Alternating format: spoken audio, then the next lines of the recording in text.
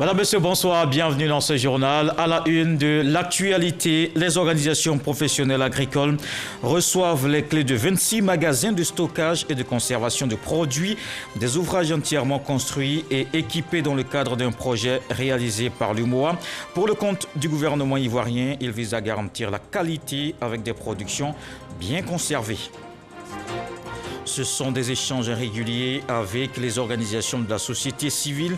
La secrétaire d'État aux droits de l'homme rencontre les ONG pour discuter de leur rôle dans l'animation de la vie politique. Amézé Beyou prône la paix et exhorte ses acteurs à contribuer au renforcement de la cohésion sociale. À suivre dans ce journal un dossier, la Covid-19 ne s'arrête pas. En Côte d'Ivoire, le mal est bien réel. Depuis mars dernier, les personnes du troisième âge sont plus exposées à cette maladie. Les seniors se protègent et sont nombreux à avoir changé leurs habitudes de vie. On verra comment ils vivent cette période de crise sanitaire. Construire un Burkina meilleur, les premiers mots du président burkinabé dans un discours rassembleur. Roch Marc Kaboré vient d'obtenir un second mandat dès le premier tour. Selon les résultats annoncés par la commission électorale indépendante, il est réélu avec 57,87%. On commence par ces messages de félicitations au président de la République, Alassane Ouattara. Le premier est de Hassan Rouhani, président de la République islamique d'Iran. J'ai le grand plaisir de vous présenter mes sincères félicitations à l'occasion de votre élection en qualité de président de la République de Côte d'Ivoire. J'espère qu'à la lumière de bonnes et amicales coopérations des deux pays, nous serons de plus en plus témoins du développement et de l'approfondissement des relations dans tous les domaines d'intérêt. La deuxième correspondance signée du président Ali Bongo Ondimba du Gabon. À l'issue du scrutin organisé le 31 octobre 2020, le peuple ivoirien vous a porté une nouvelle fois la magistrature suprême de votre pays. À cette heureuse occasion, il m'est particulièrement agréable d'adresser à votre Excellence mes vives et chaleureuses félicitations auxquelles je joins celles du peuple gabonais et du gouvernement de la République. Par ce vote, le peuple de Côte d'Ivoire vient de renouveler son attachement à la poursuite de votre programme de développement économique et social dont la pertinence se traduit par une modernisation de votre pays. Le ministère de l'Agriculture remet aux organisations professionnelles les clés de 26 magasins de stockage et de conservation de produits agricoles, des ouvrages construits et équipés dans le cadre d'un projet du gouvernement ivoirien. Les agriculteurs ont aussi reçu plusieurs équipements. On le voit avec Jean-Luc Bambo. 6 magasins de stockage d'une capacité globale de près de 7000 tonnes de produits agricoles entièrement équipés pour les organisations professionnelles agricoles, du matériel roulant et des équipements informatiques. Fruit du partenariat réussi entre la Côte d'Ivoire et la Commission de l'Union économique et monétaire ouest-africaine, UEMOA.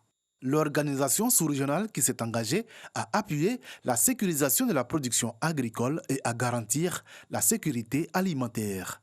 L'accroissement de la production et l'organisation des circuits de commercialisation des zones de production vers celles de consommation nécessitent des infrastructures adéquates. Nos agriculteurs perdent entre 30 et 35% de leur production agricole en post-récolte. C'est un investissement de 3,5 milliards de francs CFA consenti par l'UEMOA. Les ouvrages ont été réceptionnés par le ministère de l'Agriculture et du Développement rural qui les a rétrocédés, séance tenante, aux organisations bénéficiaires. Celles-ci s'attendent ainsi à voir évoluer leurs conditions de vie et de travail. C'est un début d'amélioration de nos conditions de travail. Je crois que c'est ce qui fait la différence entre avant où le produit pouvait rester dans nos maisons, pas forcément dans les magasins appropriés. Ça pouvait rester aussi bord champ. On trouve les moyens usuels avec les bâches, avec les feuilles de banane pour pouvoir couvrir notre production. Pour le ministre Kobena Kwasi Adjoumani, la concrétisation de ce projet marque une évolution importante vers la professionnalisation du monde agricole. Ces dons que nous faisons aujourd'hui revêtent une symbolique très forte, à savoir que l'État est prêt à soutenir et à accompagner toutes vos initiatives allant dans le sens de la mise en place des interprofessions. C'est pourquoi je lance un appel pressant aux producteurs des autres filières agricoles dans toute leur diversité afin qu'ils soient réceptifs à leur mutation en société coopérative. Ce sont ainsi 16 magasins de 350 tonnes et 10 autres magasins de 150 tonnes qui ont été rétrocédés aux agriculteurs issus des 15 régions de la Côte d'Ivoire. Le tout dans le cadre de la mise en œuvre d'un projet dénommé Études et travaux d'aménagement des 1000 hectares de périmètres agro, sylvo, pastoraux et halieutiques. On reste dans le secteur agricole. La Chambre de commerce et d'industrie lance un projet. Il est dénommé SheTrades Afrique de l'Ouest. C'est un appui aux coopératives et PME gérées par les femmes, celles qui exercent dans les domaines du manioc, du karité et de l'anacarde. Cela va améliorer leur compétitivité, nous apprend l'ancien Bakayoko. Pour la Chambre de commerce et d'industrie de Côte d'Ivoire, l'autonomisation économique des femmes reste une priorité. 24 petites et moyennes entreprises dirigées essentiellement par des opératrices agricoles ont été sélectionnées par le projet SheTrades Afrique de l'Ouest. Le projet SheTrades Afrique de l'Ouest vise d'ici 2023 l'amélioration des conditions de vie de 10 000 femmes à travers des chaînes de valeur inclusives en Côte d'Ivoire, en Guinée, au Libéria et en Sierra Leone. Les filières agricoles sélectionnées sont l'anacarde, le manioc et le karité. En Côte d'Ivoire, la formation prend en compte des modules spécifiques axés sur la gestion d'entreprise et le commerce international. Il s'agit de comptabilité, de droit et de fiscalité, d'accès aux prêts et au financement, ainsi que de techniques d'exportation et de négociation. Le programme s'étendra sur 6 mois, de novembre 2020 à mai 2021. La cible principale du projet SheTrades constitue des entreprises des femmes entrepreneurs, figurent au nombre des populations prioritaires bénéficiaires des actions de notre institution. Ce projet ayant pour ambition d'être le plus inclusif possible, le volet accompagnement des structures d'appui permettra également à vos équipes de se former afin de mieux encadrer les opérateurs économiques des filières anacarde, karité, manioc et bien d'autres filières du tissu économique ivoirien. Tout cela est le fruit d'un partenariat entre la Chambre de commerce et d'industrie de Côte d'Ivoire et l'Institut de commerce international. Les organisations de la société civile et la secrétaire d'État aux droits de l'homme évoquent la situation politique en Côte d'Ivoire. Aimé Bayou et ses acteurs veulent trouver des solutions en vue de décrisper la situation. Le point de cette rencontre avec Astou Touré. Échange direct entre la secrétaire d'État chargée des droits de l'homme, Aimé Bayou, et la société civile. Cette rencontre s'inscrit dans le cadre des échanges habituels entre ce département et les organisations de la société civile. À l'ordre du jour, la responsabilité des ONG dans la recherche de la paix. Leur rôle, ce n'est pas d'être des partis politiques en fait. C'est-à-dire que de prendre les revendications des partis politiques pour en faire leurs revendications. C'est ça en fait. Et deuxièmement, c'est d'accompagner, selon la Constitution, des acteurs du développement. Or, il ne peut pas y avoir de développement s'il n'y a pas un climat apaisé.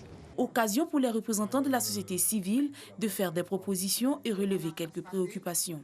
Il faut une meilleure connaissance des textes par la société civile qui passe par le renforcement des capacités, une meilleure maîtrise de la Constitution ivoirienne et des principes démocratiques.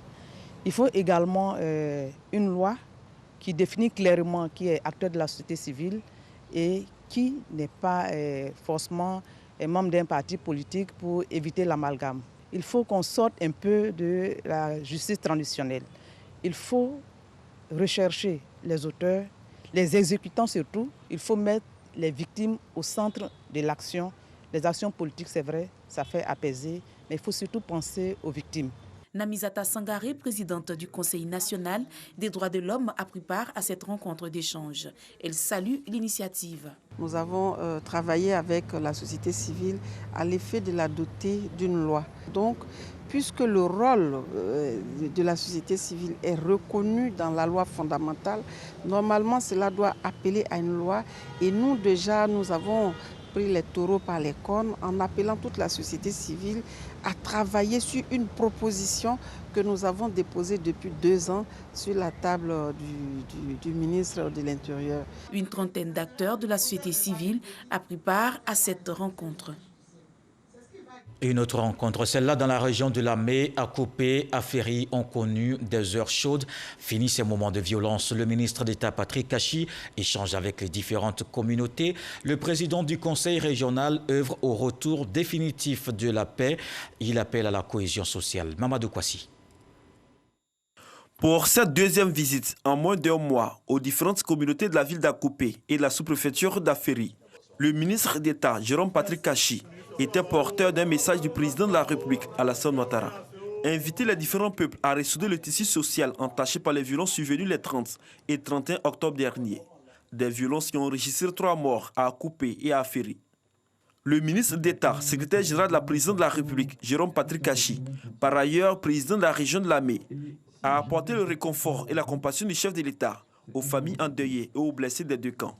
Aujourd'hui, avec le retour de la paix, l'envoyé du président de la République a exhorté la population du département d'Akoupé à la retenue et surtout à la paix et à la cohésion. Il faut tous nous regarder en frères. Le plus important, c'est la foi en Dieu, le seul Dieu dans lequel nous croyons tous. Donc je suis ici avec vous et je vous réconforte et je vous apporte également mon appui, mon soutien pour continuer à prier Dieu afin que la paix règne dans notre pays, que l'entente règne entre les hommes, qu'il apaise le cœur des hommes et que tous vivent dans la fraternité parce qu'il n'y a pas de différence entre nous. Chacune des communautés visitées a pris l'engagement d'œuvrer pour la paix et de lutter surtout contre les violences. Après Akoupé, le ministre d'État, Jérôme Patrick Kachi, a échangé avec les différentes couches de la société du département d'Azopé. Il a invité les représentants des populations à être des acteurs de paix et surtout à transmettre le message de la tranquillité et de la cohésion pour que la flamme de la paix et du vivre ensemble allumée sur Azopé puisse illuminer toute la région de Lamé. La flamme de la paix allumée, on en parle cette fois avec Michel Digré. Bientôt une caravane pour le changement de mentalité. Elle va sillonner les villes de Yamoussoukro, de Gagnoa et de Ferké. Le lancement de cette campagne s'est tenu dans la commune d'Abobo, une initiative du secrétariat d'État au renforcement des capacités. Le développement durable passe par la paix, mais la paix elle-même est conditionnée par des comportements nouveaux. C'est une priorité pour le secrétariat d'État au renforcement des capacités qui lance une caravane à partir d'Abobo pour un changement de mentalité au profit de la paix. Pourquoi le choix d'Abobo? Parce que Abobo pour nous est un modèle.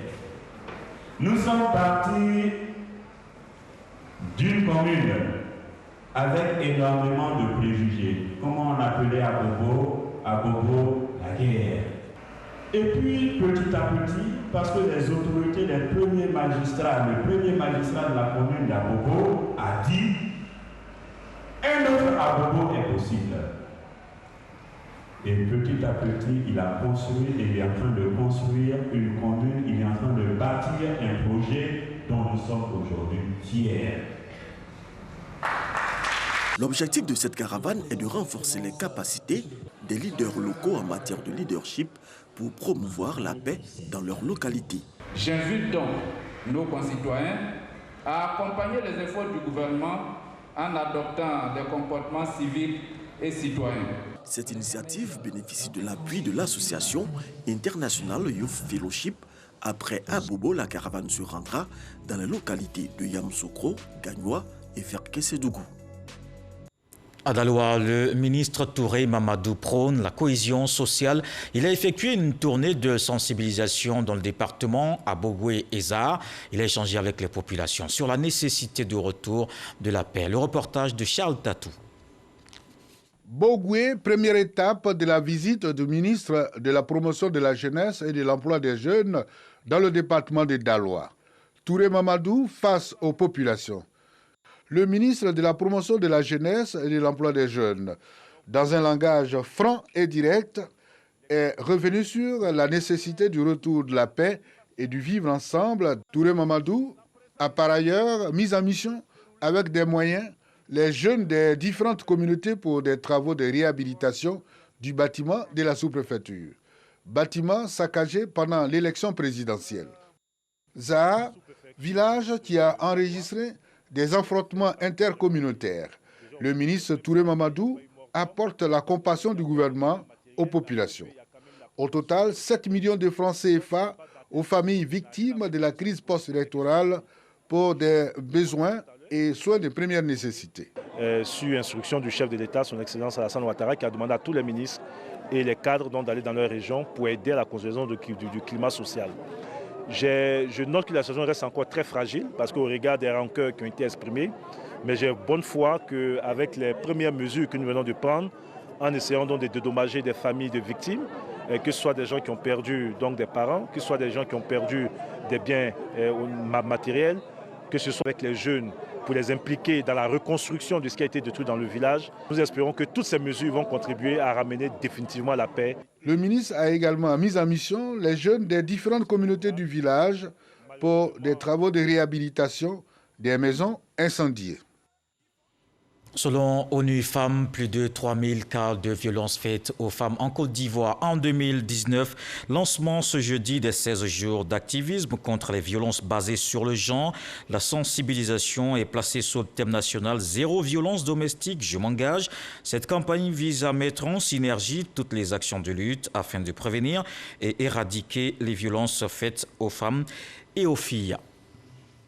Du côté de la jeunesse, les actions se multiplient pour l'insertion professionnelle.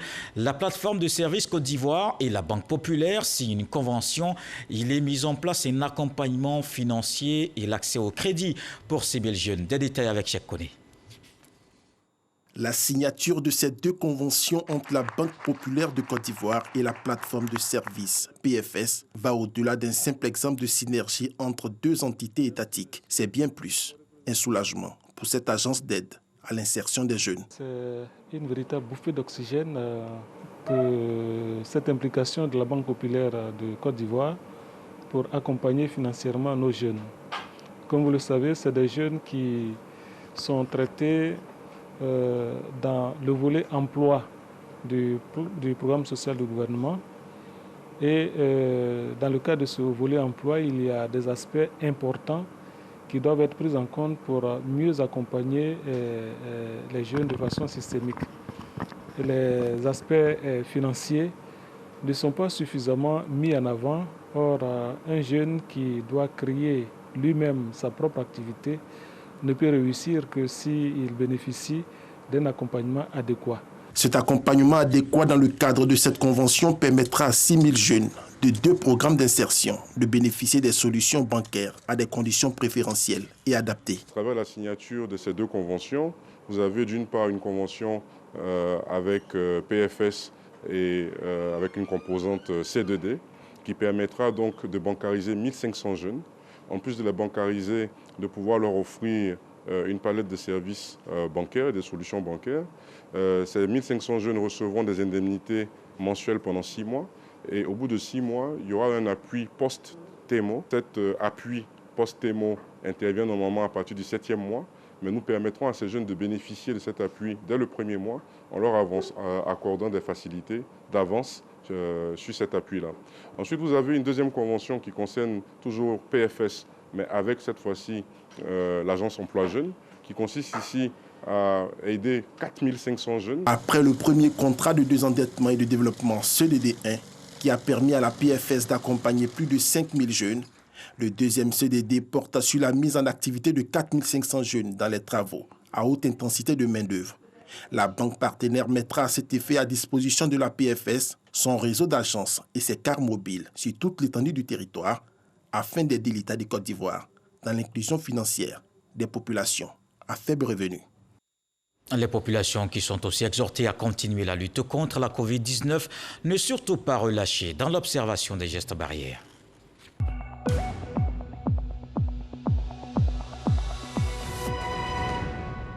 Le ministère de la Santé a enregistré aujourd'hui 31 nouveaux cas de Covid-19 sur 1078 échantillons prélevés, soit 2,9% de cas positifs, 9 guéris et pas de décès à la date du 26 novembre. La Côte d'Ivoire compte donc 21 199 cas confirmés, dont 20 852 personnes guéries, 131 décès et 216 cas actifs. Le nombre total d'échantillons est de 213 689. Et comme on le voit, la pandémie de Covid-19 continue de faire parler d'elle. Cette maladie qui bouleverse le monde depuis bientôt 1 an semble ne pas vouloir arrêter sa folle course. En Côte d'Ivoire, le mal s'est installé en mars dernier. Depuis, la menace est réelle, surtout chez les personnes du 3e âge. Les seniors se protègent. Nombre d'entre eux ont changé leurs habitudes de vie. Comment justement vivent-ils cette période de crise sanitaire? Le 3e âge face à la menace Covid-19, c'est un dossier de chèque de Serge Collier.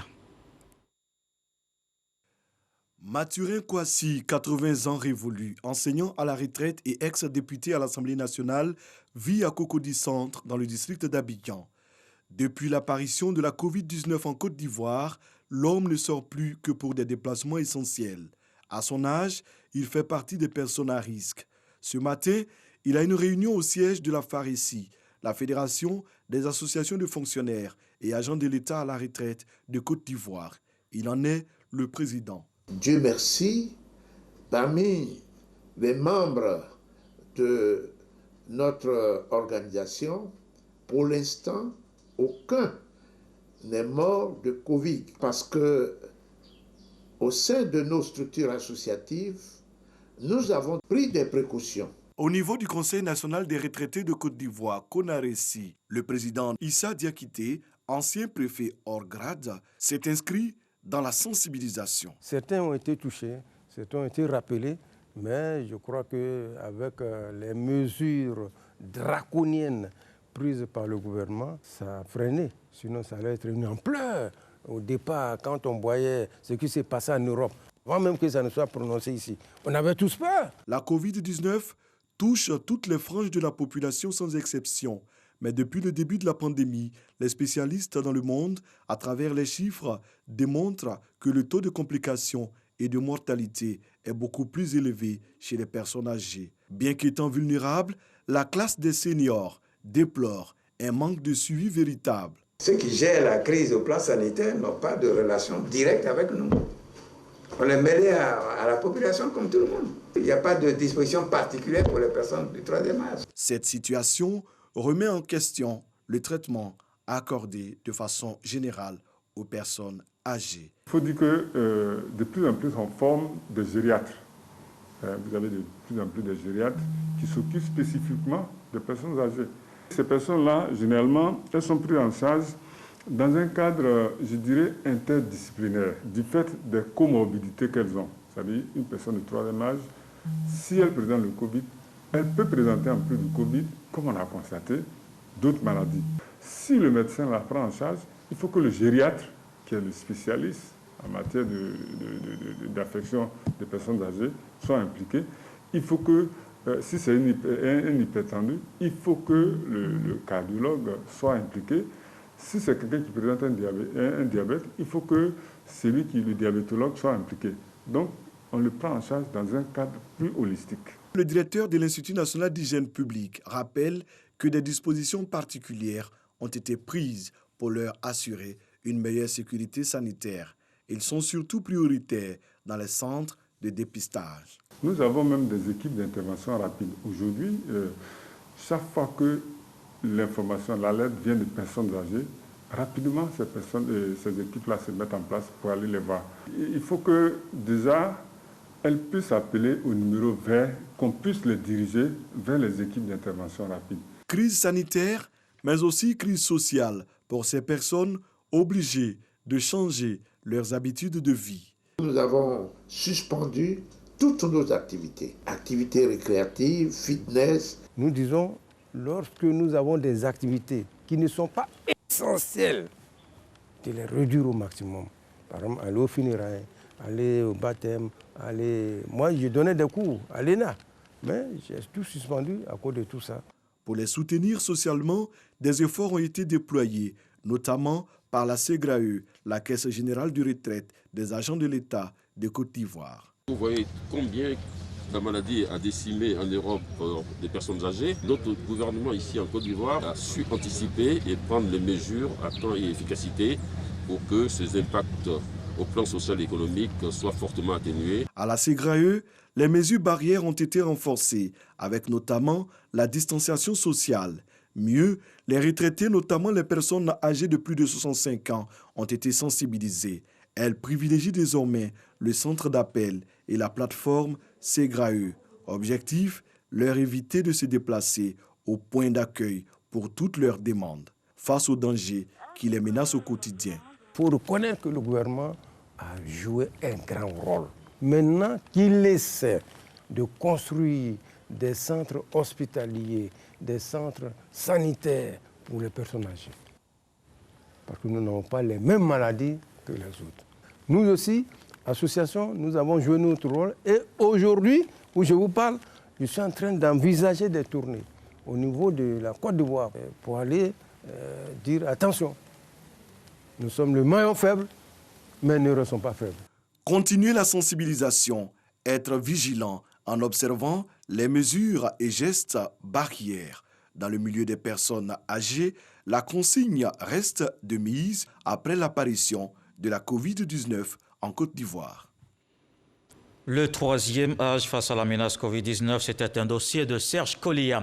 Les forces de défense et de sécurité reçoivent des équipements de gestion de stocks d'armes et de munitions. C'est un don d'une valeur de 100 millions de francs CFA de la CEDEAO à la COMNAT, à LPC, la Commission nationale de lutte contre la prolifération et la circulation illicite des armes légères et de petits calibres. Il est constitué entre autres de machines de marquage et de kits de vidéosurveillance. Abou Sanogo. Ce lot de matériel de gestion de stock d'armes et munitions est composé entre autres de 6 kits de machines de marquage des armes, de transpalettes, de kits de vidéosurveillance, de 140 registres sécurisés au profit des armureries, de serveurs de sauvegarde et de formulaires d'enregistrement des armes saisies. Le tout d'une valeur de plus de 100 millions de francs CFA au profit des forces de défense et de sécurité. Pour nous, ces matériels arrivent à point nommé. Je voudrais bien demander à nos hommes de les utiliser à bon escient.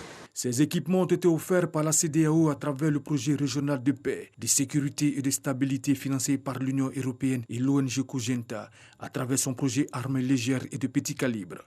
Je donne l'assurance que la commission de la CEDEAO reste déterminée à poursuivre avec une efficacité accrue sa lutte contre les menaces à la paix, à la sécurité et à la stabilité régionale.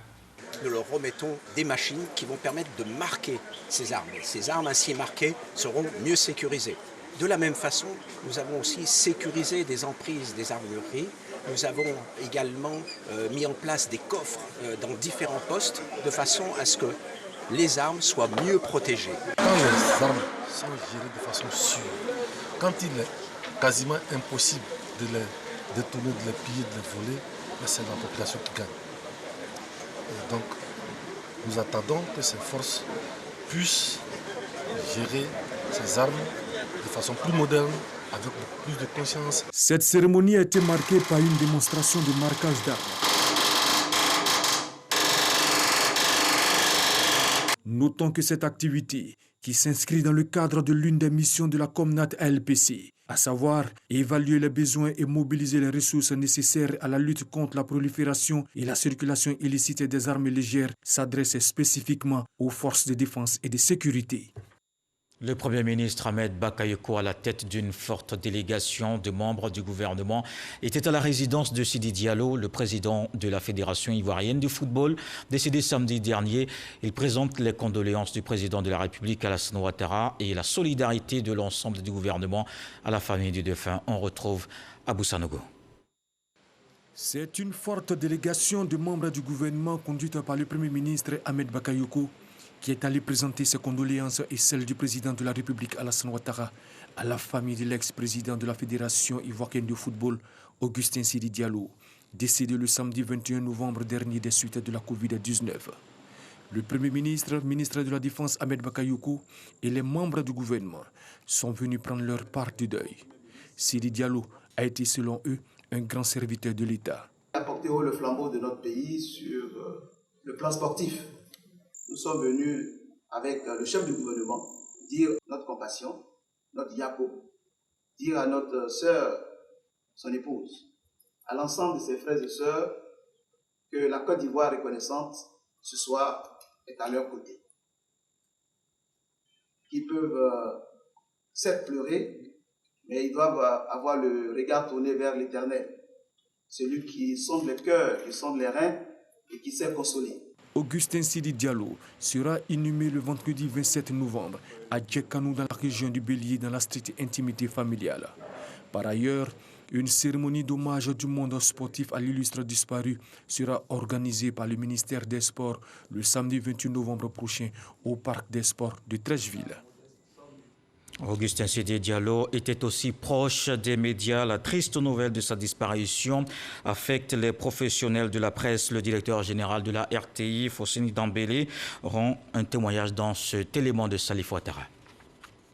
Dès son élection à la tête de la Fédération ivoirienne de football en 2011, Sidi Diallo avait accordé une place importante à la communication audiovisuelle dans son schéma directeur en renforçant le partenariat avec la radiodiffusion télévision ivoirienne.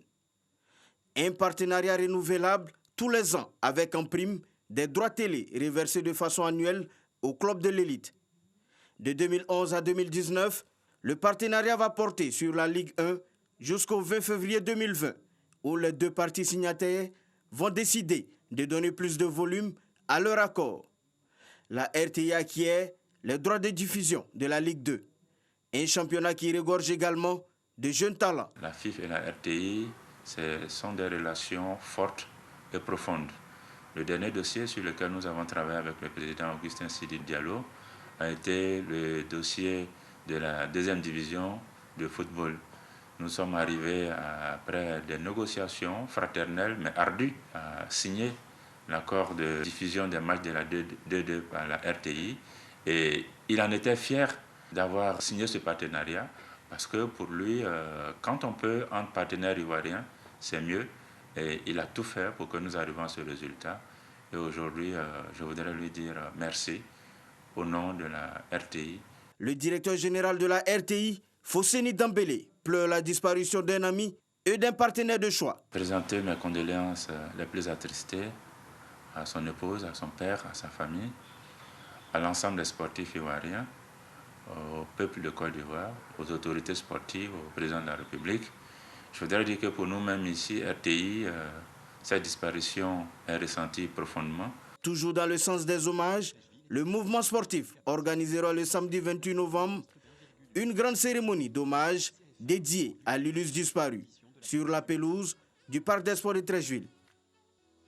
Cette autre mauvaise nouvelle tombée hier dans le monde du football, Diego Maradona a succombé à une crise cardiaque. La dépouille del Pibe de Oro est arrivée dans la nuit de mercredi à jeudi au palais présidentiel.